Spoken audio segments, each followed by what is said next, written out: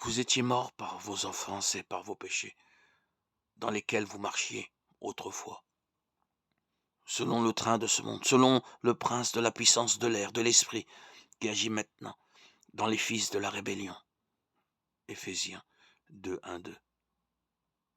Dans la lettre qu'il adresse à l'église d'Éphèse, Paul évoque le grand don que Dieu leur a fait par son Fils. De Corinthiens 9, 15. Grâce à Jésus, ils ne sont pas simplement des gens mauvais devenus bons, mais également des morts devenus vivants. Lorsque Adam et Ève ont péché dans le jardin d'Éden, Genèse 3, ils ont introduit la mort physique et spirituelle dans le monde, alors parfait de Dieu. Romains 5, 12. Au moment où ils ont transgressé la loi de Dieu, leurs yeux se sont ouverts, mais ils ont compris qu'ils étaient nus. Genèse 3, 7.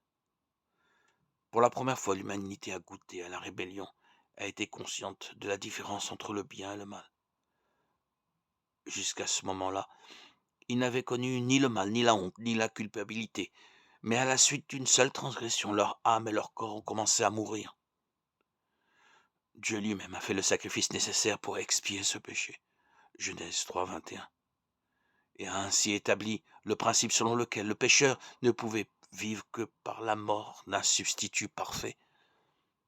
C'est ainsi qu'a commencé le déroulement de son projet ultime de rédemption, par lequel il a consenti le sacrifice suprême pour expier les péchés du monde.